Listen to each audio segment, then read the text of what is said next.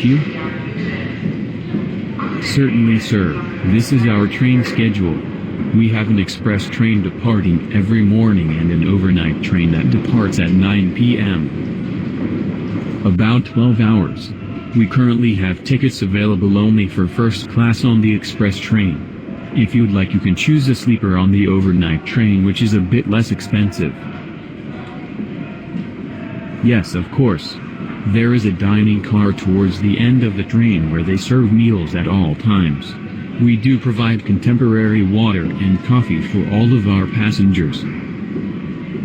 Here you are, sir. Your train leaves from platform number 9 at 9 on the dot. Remember to be here at least 30 minutes before your scheduled departure time, or else you might miss your train. Have a nice trip.